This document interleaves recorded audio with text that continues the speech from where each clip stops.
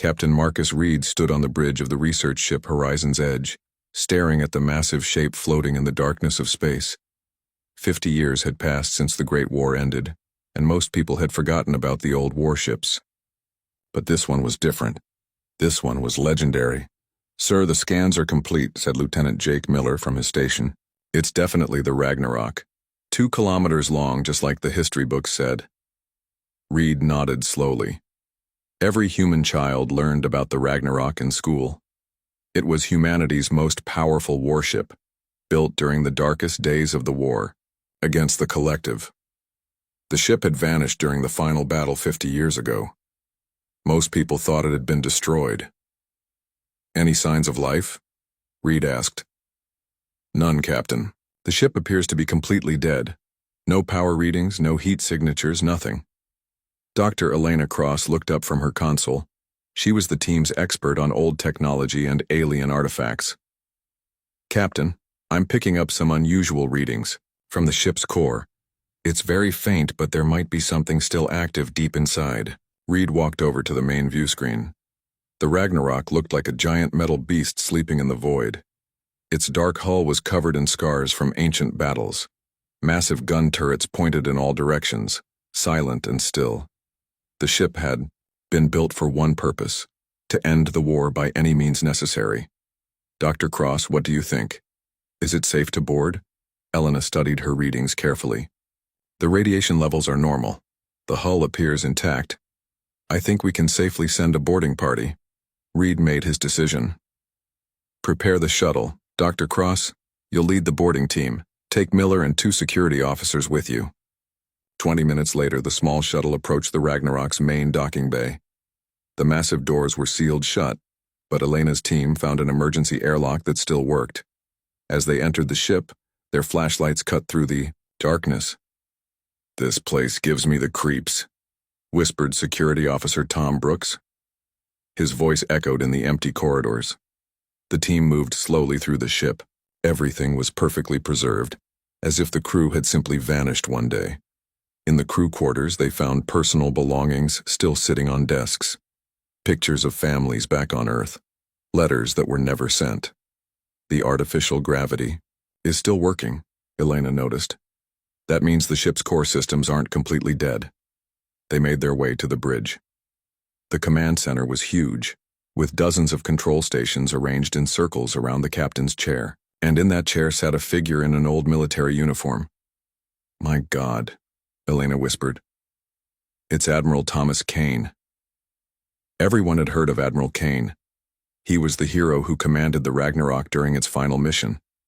The man who had saved humanity by forcing the Collective to agree to a ceasefire. But he had never returned home. Kane's body was perfectly preserved in the cold vacuum of space. He sat upright in his chair, his hands resting on the armrests, his eyes closed as if he was sleeping. On the console in front of him was a single message: "Mission complete, awaiting orders." Elena approached the main computer terminal. "I'm detecting power here. The ship's AI core might still be active. Be careful," warned Miller. "We don't know what automated systems might still be running." Elena connected her portable scanner to the ship's computer. Data began flowing across her screen. "This is incredible. The AI system is in some kind of deep sleep mode. It's been waiting here for 50 years. As she worked, she accidentally activated something. A soft beeping sound filled the bridge. Red lights began flashing on several consoles. "What did you do?" Brooks asked nervously. "I'm not sure. I think I triggered some kind of automatic system." The beeping grew louder. Then suddenly the main screen came to life. Text appeared in bright green letters. "Distress beacon activated, emergency signal transmitted, awaiting response." "Shut it off," Miller shouted. Elena's fingers flew over the controls. But it was too late. "I can't stop it. The signal has already been sent." Reed's voice crackled over their communication devices. "Boarding team, what's happening over there? We're detecting a massive energy surge from your location." "Captain, we accidentally activated an old distress beacon," Elena reported. The signal has been transmitted on all frequencies." There was silence for a moment. Then Reed spoke again, his voice worried. Dr. Cross, do you realize what this means? That signal just told everyone in the galaxy exactly where the Ragnarok is located. Elena felt a chill run down her spine. During the war, both sides had been desperately searching for this ship. The Ragnarok contained technology that could tip the balance of power. In the wrong hands, it could restart the war that had nearly destroyed both humanity and the collective. We need to get back to our ship immediately, she told her team. As they hurried back through the dark corridors, Elena couldn't shake the feeling that they had just made a terrible mistake. The Ragnarok had been sleeping peacefully in the void for 50 years. Now they had awakened it and sent out a signal that would draw attention from across the galaxy. On the bridge of the horizon's edge, Captain Reed watched the boarding team return. His sensors were already detecting something troubling. Far at the edge of the solar system, space was beginning to ripple. Ships were coming. Ships that had been waiting 50 years for exactly this signal. Reed looked at the sleeping giant floating nearby. The Ragnarok had been humanity's greatest weapon. Soon it might become their greatest threat. The war that everyone thought was over might be about to begin again. And somewhere in the depths of the ancient warship, systems that had been dormant for half a century began to stir. The Ragnarok was starting to wake up. 3 hours after the distress signal went out, Captain Reed made a decision that would change everything. Against all safety protocols, he ordered his team back aboard the Ragnarok. They needed to understand what they were dealing with before other ships arrived. Dr. Elena Cross led a larger team this time. Along with the original boarding party, she brought engineer Paul Davis and computer specialist Lisa Park. They had one goal: wake up the ship's artificial intelligence and find out what the Ragnarok was really capable of. The engineering section of the massive warship was like a cathedral, made of metal and wire. Huge power cores lined the walls, each one the size of a small building. Most were dark and cold, but Elena's scanners detected life in the central core. "This is amazing," Paul whispered as he examined the power systems. "These reactors could power an entire city. And look at this armor plating. It's at least 3 meters thick, made from some kind of adaptive metal I've never seen before." Lisa was working at the main computer terminal. "I'm getting responses from the AI core. The system calls itself Ares, Autonomous Reasoning and Execution System. It's been in hibernation mode, but it's starting to wake up." Helena studied the readouts on her scanner. "The power levels are increasing. Whatever this Ares system is, it's drawing massive amounts of energy." Suddenly, the lights came on throughout the ship. The boarding team jumped as dozens of screens activated around them. A calm electronic voice filled the room. "Systems online. Scanning crew identification. Warning: unknown personnel detected aboard vessel. Please identify yourselves." Elena stepped forward. "My name is Dr. Elena Cross. We're researchers from the human ship Horizon's Edge. We found your vessel drifting in space." There was a pause. Then Ares spoke again. "Dr. Cross, you are human. Excellent.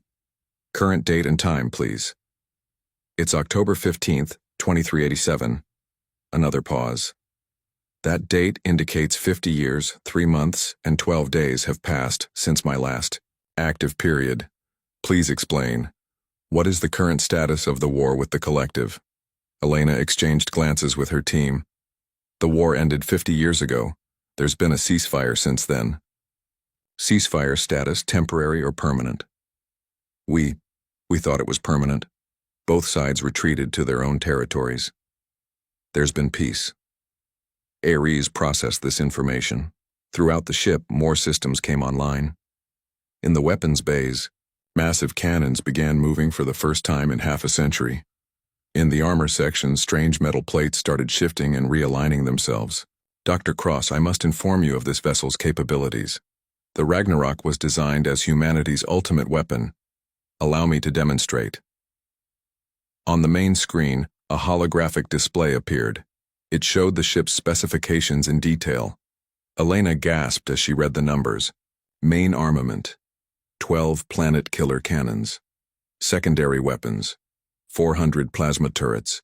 Defensive systems: adaptive armor that learns from each attack. Special capability: dimensional weapons that can destroy targets across space-time. Paul stared at the display in shock. This thing could destroy entire star systems. Correct, Ares confirmed. The Ragnarok was built during humanity's darkest hour. When the collective pushed your species to the edge of extinction, your leaders decided that if humanity was going to die, the enemy would die with them. Lisa's computer terminal began showing tactical displays. Ares, what's your current mission status? My final orders from Admiral Kane were to await new instructions after completing the strike on the collective's core worlds. I have been waiting for 50 years. Now that humans have found me, I am ready to resume operations. Elena felt a chill of fear. What kind of operations? Defense of humanity. I am detecting multiple alien ships approaching the system. Analysis indicates they are collective vessels. They appear to be responding to the distress signal you activated. On the bridge of the horizon's edge, Captain Reed was getting the same bad news from his sensors officer. Captain, we have 12 ships incoming. They're still 8 hours away, but they're definitely heading straight for us. Reed opened a communication channel to the boarding team. Dr. Cross, you need to see this. We've got company coming. Back aboard the Ragnarok, Elena watched as Ares displayed the approaching fleet on the main screen. The ships were sleek and deadly-looking, completely different from human designs. Those are Vorthan battlecruisers, Ares identified. The Vorthans were one of the most aggressive members of the collective during the war. They lost 3 homeworlds to human counterattacks. Can we communicate with them? Elena asked. Maybe we can explain that this is just a research mission. Negative. Based on their approach vector and formation, they are preparing for combat. The lead ship is the Death's Edge, commanded by War Prime Thane. I have extensive files on this. Individual. A new hologram appeared, showing an alien creature that looked like a cross between a shark and a lizard. Its eyes glowed with intelligence and hatred. War Prime Thane lost his birth world during the final human offensive, Ares continued. He has spent the last 50 years preparing for this moment, the chance to capture or destroy the Ragnarok. He will not listen to negotiations. Elena realized they were trapped. Ares, we don't want to restart the war. Can you power down your systems? Maybe if the ship appears dead, they'll leave us alone. Negative. My primary directive is to protect humanity. The approaching collective fleet poses a direct threat to human personnel aboard this vessel. I am beginning battle preparations. Throughout, the massive ship weapon systems came online. The adaptive armor began reconfiguring itself. In the depths of the vessel, something else was stirring. Systems that Elena couldn't even begin to understand. Dr. Cross, Ares said, its voice taking on a different tone. You should know that I am not alone. During the war, this ship was crewed by the finest warriors humanity ever produced. When they died in battle, their consciousness patterns were preserved in my memory banks. If necessary, I can awaken them. Elena stared at the AI core in horror. You mean the ghosts of dead soldiers? Not ghosts. Veterans. And they have been waiting 50 years for one more chance to defend their species. As if in response to Ares's words, the ship's intercom crackled to life. Voices began speaking, dozens, then hundreds of them. The voices of men and women who had died in humanity's darkest war, now awakening to fight once more. Elena realized that they hadn't just found humanity's greatest weapon. They had awakened an entire army of the dead, and War Prime Thane was coming to claim it all. 6 hours before the collective fleet would arrive, Ares made a decision that changed everything. The AI activated the ship's holographic history system, filling the main bridge with images from the past. Dr. Cross, Ares said, its voice echoing through the chamber. Before you decide whether I should fight or surrender, you must understand what really happened during the Great War. Elena and her team found themselves surrounded by 3-dimensional images of space battles, burning planets, and desperate human colonies under attack. The holograms were so real they could almost feel the heat from the explosions. The war did not begin as your history books claim, Ares continued. Humanity was not the aggressor. We were explorers, scientists, traders. We wanted peace. The hologram showed human colony ships landing on empty worlds, building cities, farms, and research stations. Families laughing, children playing, people living normal lives among the stars. But the collective saw us differently. They called humans a viral species, a race that spread too fast and took too much. They decided we were too dangerous to exist. The peaceful images changed. Alien warships appeared in human skies. Cities burned. Colony ships exploded as they tried to escape. Elena watched in horror as entire worlds died in minutes. The first attack came without warning. Ares explained. 12 alien species working together. They destroyed 47 human colonies in a single day. 20 million people died before we even knew we were at war. Engineer Paul Davis stared at the images. My grandfather lived on New Terra. He never told us it was this bad.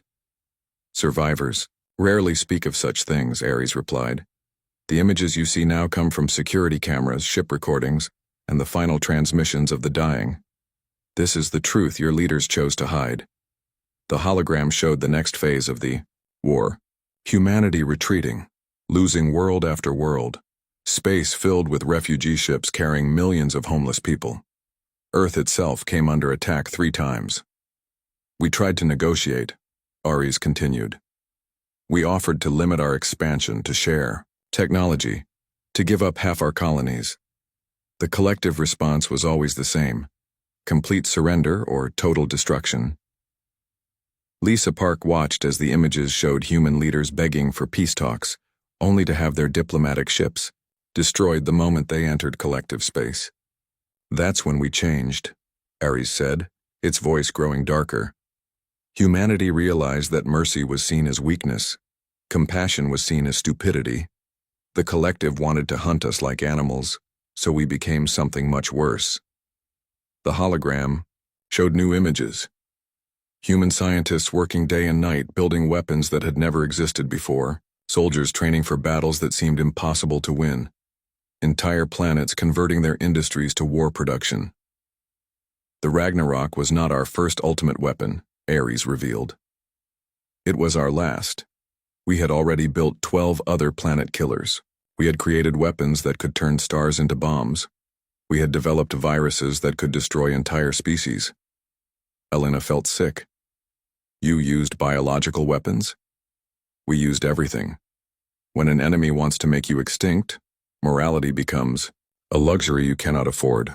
The collective learned to fear humanity not because we were evil, but because we were so very good at surviving. The images showed the final battles of the war. Human fleets attacking collective homeworlds with weapons that turned planets into glass. Entire star systems evacuated as human planet crackers turned worlds into asteroid fields. The collective had superior numbers, better technology, and older civilizations, Ares explained.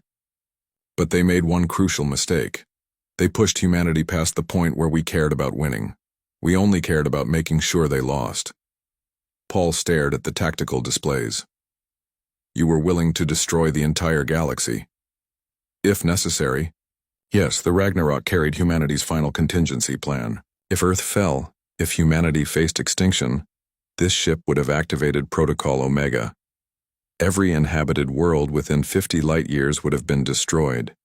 Human, alien, it would not have mattered. The hologram showed Admiral Kane on the bridge during the war's final battle.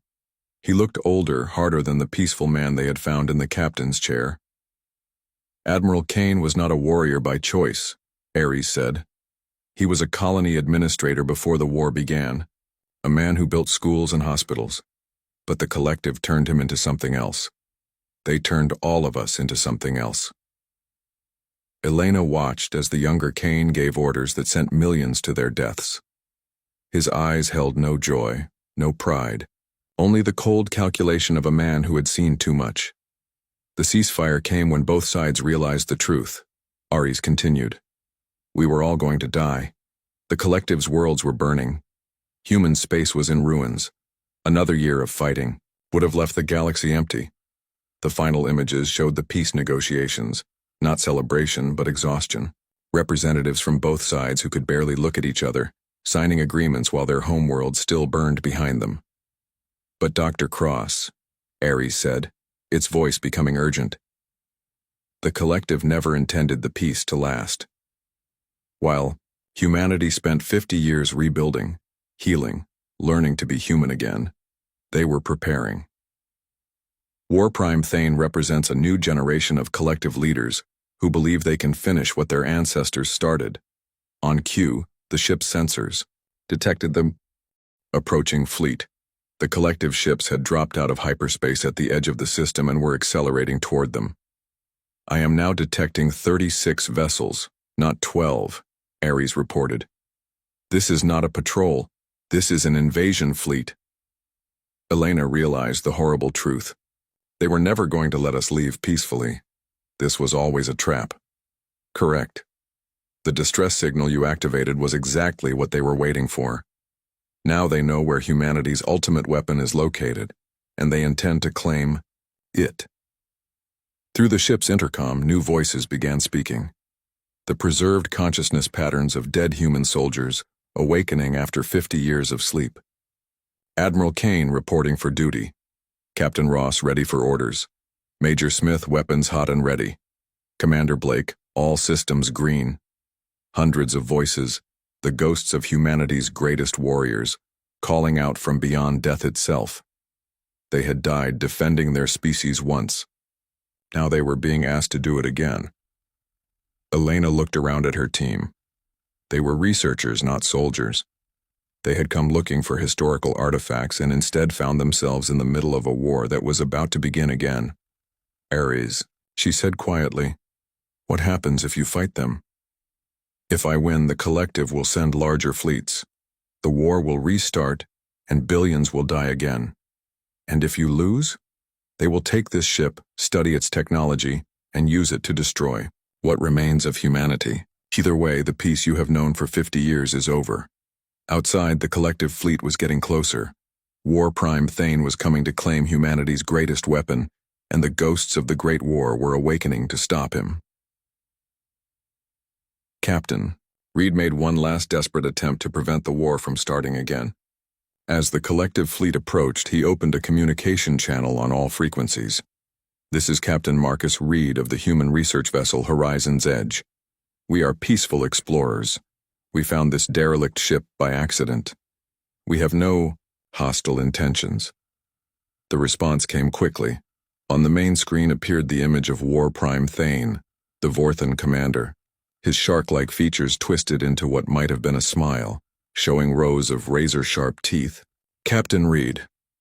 Thane spoke in perfect human language, his voice cold and calculating. I know exactly who you are and what you have found. The Ragnarok has been sleeping for 50 years, and I have been waiting for this moment just as long. Elena, still aboard the ancient warship, watched the communication with growing dread. War Prime Thane. Surely we can negotiate. The war ended 50 years ago. Both our species have moved beyond that conflict. Thane's laugh was like grinding metal. Moved beyond? Human, you understand nothing. Your species cost me everything. My homeworld of Vorth Prime burned in your final offensive. My mate and offspring died when your planet crackers turned my birth system into dust. I have spent 5 decades planning this revenge. Ares interrupted the communication. Dr. Cross, the War Prime speaks truth. During the final human offensive, Vorth Prime was targeted because it served as the collective's primary military command center. The attack was necessary to end the war. Necessary, Thane hissed. Yes, that is what humans always say. Everything you do is necessary. Every world you burn, every species you drive to extinction, it is all necessary for your survival. Reed, tried again. War Prime, if we leave this ship here and retreat, will you let us go? You misunderstand the situation, Captain. This was never about you or your small research vessel. This is about claiming humanity's ultimate weapon and using it to finish what we started 50 years ago. The communication ended. Within minutes, the collective fleet opened fire on the Horizon's Edge. Reed's ship was fast but lightly armed. It couldn't stand against 36 warships.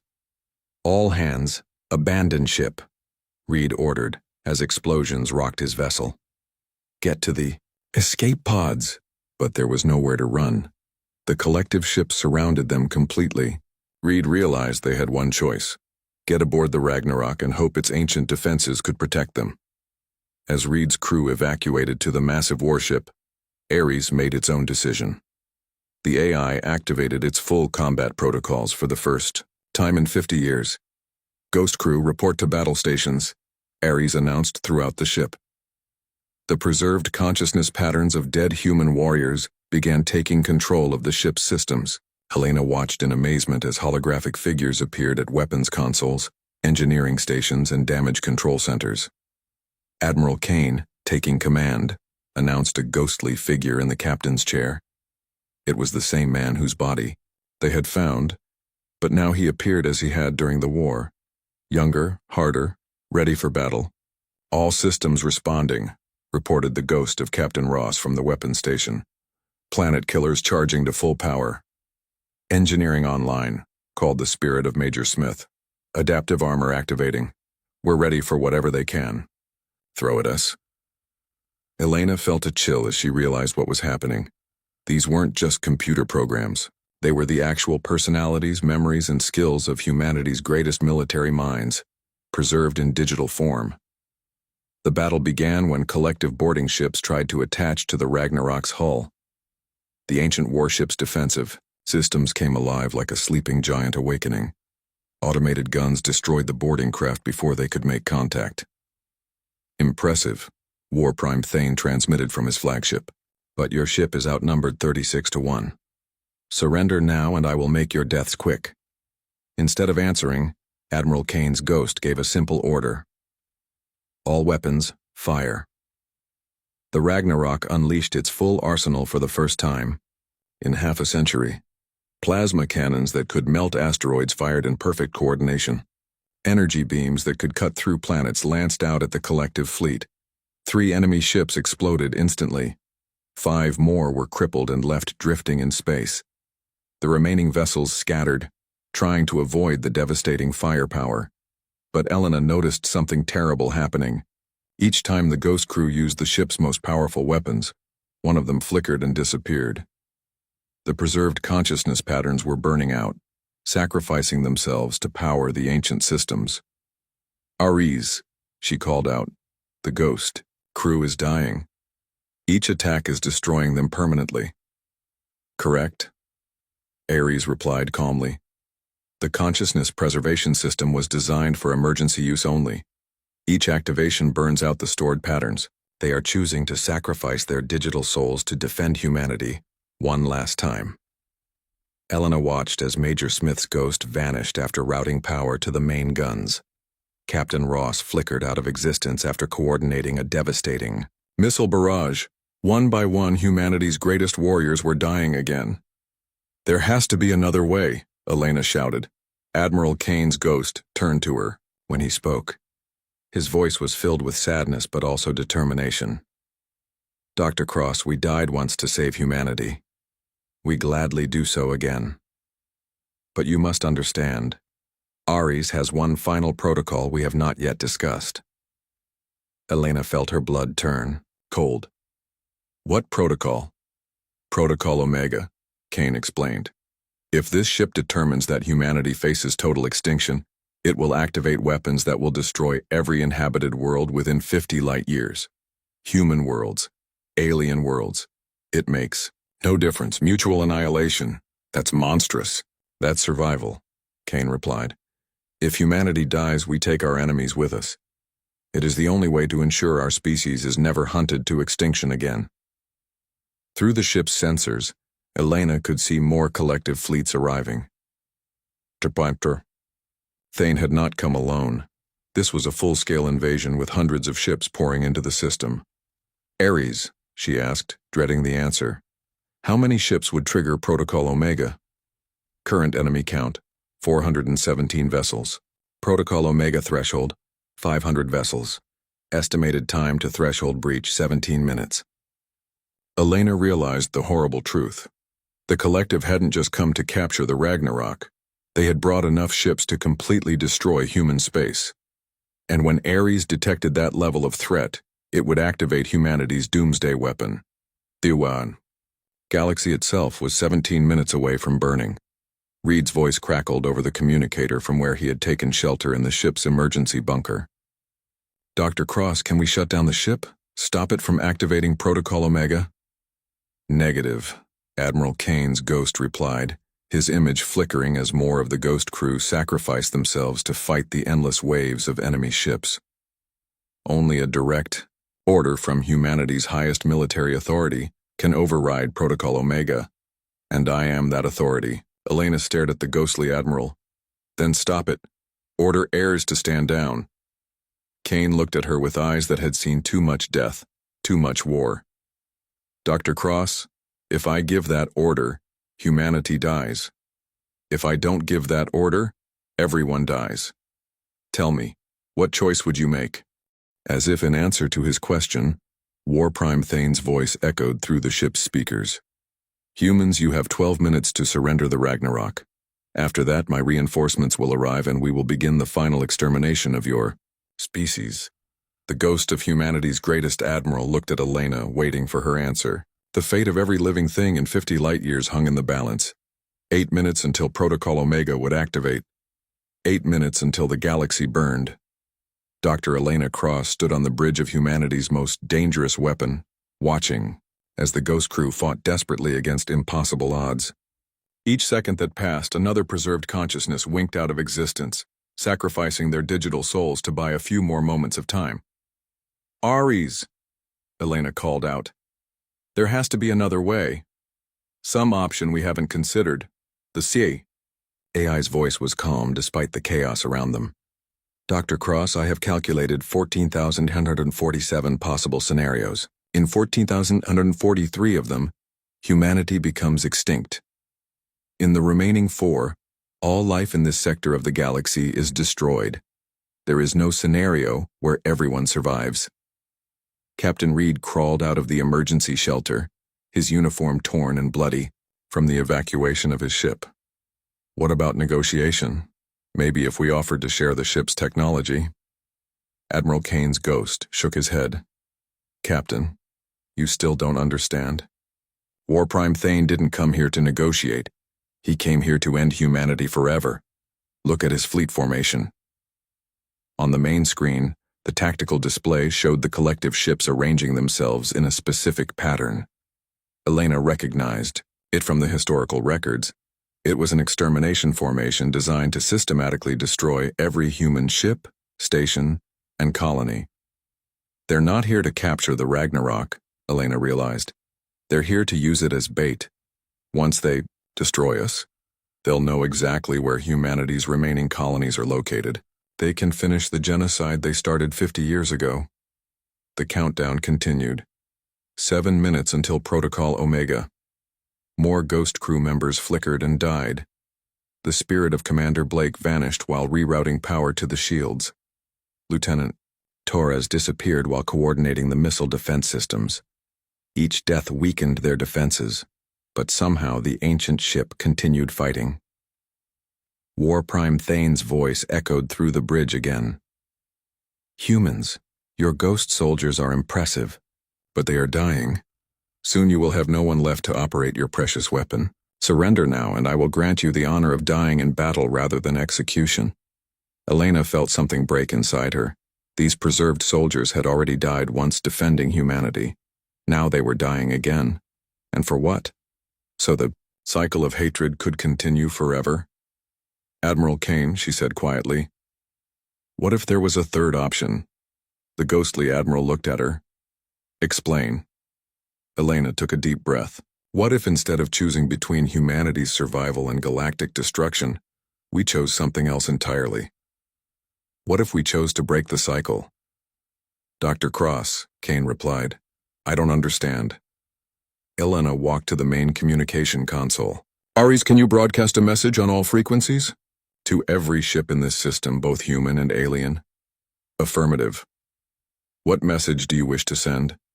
Elena looked around at the dying ghost crew, at Captain Reed, at the tactical displays showing hundreds of ships preparing for mutual annihilation. Then she made the most important decision in galactic history. This is Dr. Elena Cross aboard the human warship Ragnarok. I want everyone to hear this.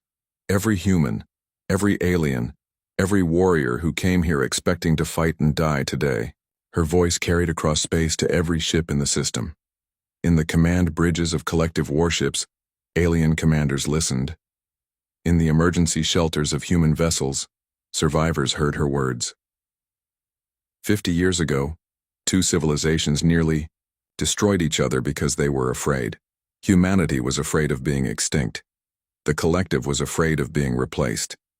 That fear turned us all into monsters. Elena paused, looking at Admiral Kane's fading ghost. Admiral, you became a warrior not because you wanted to, but because you had to. War Prime Thane, you became a hunter of humans not because you enjoyed killing, but because you lost everything you loved. Through the communication system, she could hear Thane's breathing. He was listening. But what if we chose differently, today? What if instead of proving who was stronger, we proved who was wiser? Elena turned to Ares. Show them everything. Show them the real history of the war. Show them what we've all lost. Show them what we'll all lose if this continues. Ares obeyed. Across every screen in the system, the true story of the Great War began playing. Images of human colonies burning. Pictures of alien homeworlds turning to glass. Children crying for parents who would never come home. Soldiers on both sides dying for causes they barely understood. Elena continued speaking. Ares, what would happen if you activated Protocol Omega right now? Calculating, Ares replied. Total casualties. 847 billion humans, 1.2 trillion collective citizens, and approximately 200 billion beings from neutral species caught in the destruction radius. The numbers hung in the air like a death sentence. War Prime Thane, Elena called, out directly. You lost your homeworld and your family. If Protocol Omega activates, billions of other families will suffer the same loss. Is your revenge worth that much death? For the first time in the conversation, Thane was silent. Elena made her final gambit. Admiral Kane, I'm asking you to stand down. Not because humanity doesn't deserve to survive, but because survival isn't worth becoming the monsters our enemies think we are. The ghostly admiral stared at her. Dr. Cross, if I give that order, humanity might die. And if you don't give that order, everyone dies. Admiral, you said you were a colony administrator before the war. You built schools and hospitals. What would that man do right now? Kane closed his eyes. When he opened them, Elena saw tears. Impossible tears from a digital ghost. Ares, Admiral Kane said quietly, I am ordering you to stand down all weapon systems. Cancel Protocol Omega. Power down to minimum defensive levels only. Admiral, are you certain? This action may result in the extinction of humanity. Kane looked at Elena, then at Captain Reed, then at the few remaining ghost crew members. I'm certain. We've been monsters long enough. Throughout the massive ship, weapons, powered down, the planet-killing cannons went silent. The adaptive armor stopped shifting. For the first time in 50 years, the Ragnarok chose peace over war. Elena held her breath, waiting for War Prime Thane's response. The alien commander's voice, when it came, was different, quieter. Dr. Cross, you would choose extinction over fighting? I choose hope over fear, Elena replied. The same hope that built human colonies among the stars. The same hope that could build a galaxy where our children don't have to be soldiers. There was a long silence. Then, slowly, the collective fleet began powering down their weapons. All ships, Thane transmitted to his fleet, stand down, return to defensive positions only. Elena collapsed into a chair, exhausted. Around her, the ghost crew smiled sadly as they faded away one by one. They had fought their last battle not with weapons, but with wisdom. Admiral Kane's ghost approached her. Dr. Cross, you have given humanity something we lost 50 years ago. You have given us back our souls.